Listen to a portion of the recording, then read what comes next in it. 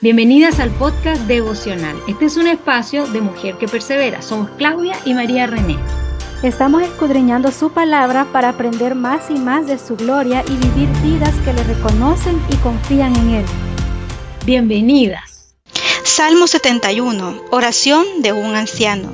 Este salmo es anónimo y en él el salmista, consciente de que estaba envejeciendo y de que su fuerza flaqueaba, clamó a Dios para que caminara con él al entrar a este periodo de la vida. La experiencia anterior le decía que Dios continuaba siendo fiel.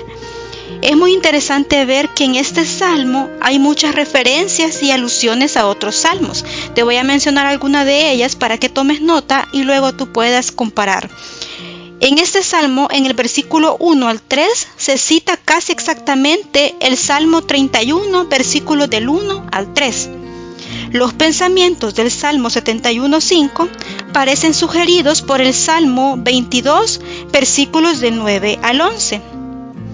Cuando el salmista dice: Dios mío, acude pronto a mi socorro, que está en el versículo 12 de este salmo, está tomando el pensamiento del Salmo 70, versículo 1. El versículo 13 es similar al Salmo 35, 26. El versículo 18 lleva los pensamientos del Salmo 22, 22 y del 22, 30, 31.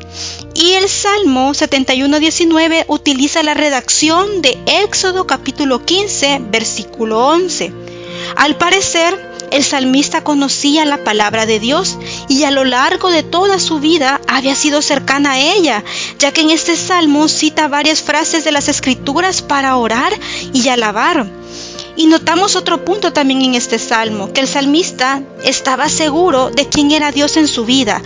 Para él Dios era su roca y fortaleza, y lo encontramos en el versículo 3. Era su esperanza, el versículo 5.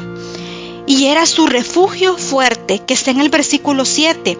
Él confiaba en Dios su Salvador y quien lo había cuidado desde su nacimiento, desde su más tierna infancia. Esto hacía que su alabanza fuera continua a Dios. En el versículo 3 el salmista está confiado en que nada puede destruirlo porque ya Dios lo ha salvado. No importa lo que pase, ya sea hambre o persecución. En la palabra de Dios el salmista estaba seguro y esta palabra aplica para nosotras. Ya Dios nos ha dado salvación. ¿Quién puede dañarnos?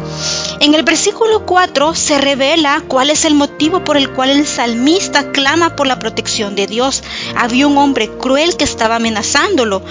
Pero esta angustia estaba fuertemente contrastada por la confianza firme que él tenía en Dios. El salmista tenía muchos años y esos años no habían sido en vano. Su fe se había firmado y ahora, a pesar de su vejez y de sus enemigos, él declaraba que Dios era su esperanza. En Dios estaba puesta su confianza. Amada hermana, nuestro paso en esta tierra es temporal. No sabemos cuándo será el último día de nuestros días, pero sí sabemos que Cristo es nuestra esperanza. Vive tu vida con un propósito eterno. Entrega todo de ti para conocerle y cultivar una relación con Él que transforme tu forma de pensar y vivir la vida. No te conformes solamente con saber quién es Dios, sino en conocerle, porque cuando conocemos a Dios, no podemos resistir el amarle y servirle. Cuando conocemos a Dios, nuestro corazón se llena de convicción para tomar decisiones acertadas. Conocer a Dios no solo un día alejado en el año, sino cada día nos esforzamos por buscarle. Hará que con el pasar de los años nuestra fe madure y declaremos como el salmista: tú eres mi esperanza. Porque nuestra esperanza no debe estar en lo material o en lo intelectual o en lo físico, porque todo eso pasa. Nuestra esperanza es Cristo Jesús. Hoy tú y yo debemos perseverar mientras esperamos su regreso.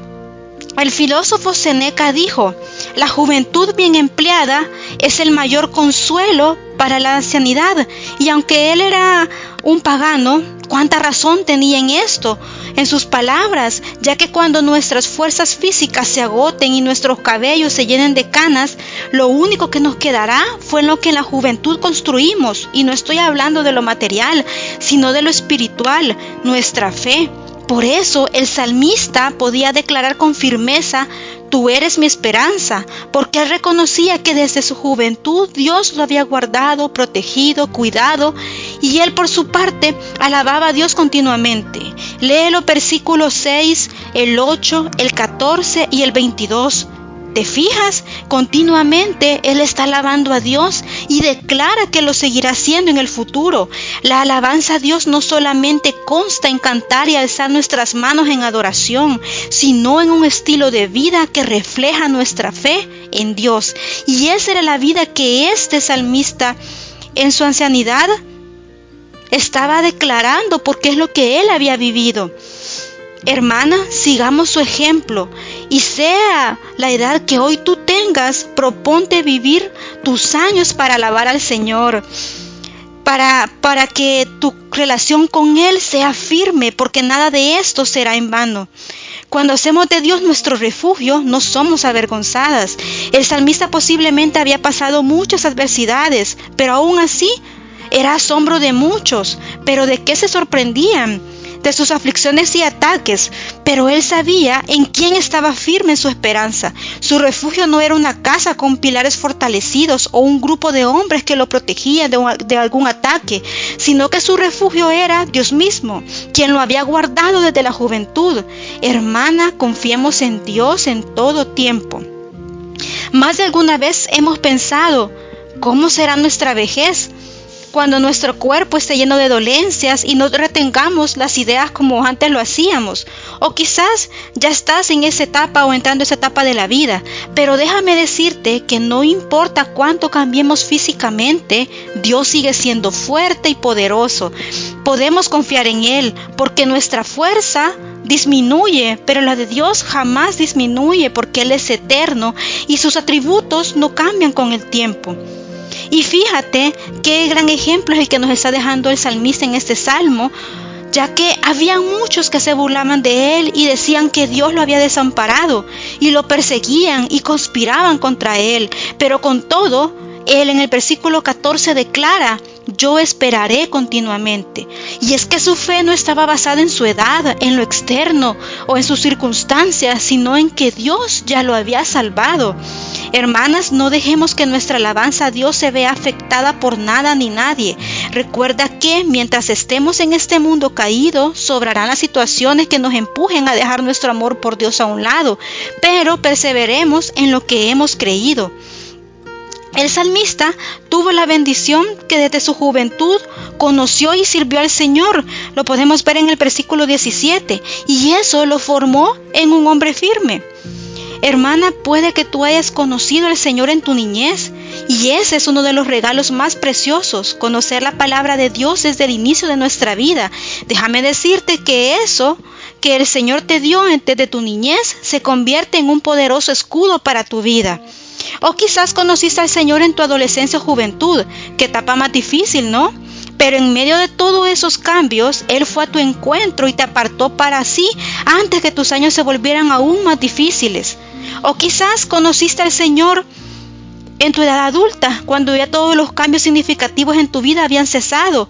Pero conocer el Evangelio marcó en ti un antes y un después, y puedes ahora comprender cómo es vivir una vida sin el Señor, y eso ahora te hace abrazarlo con más amor.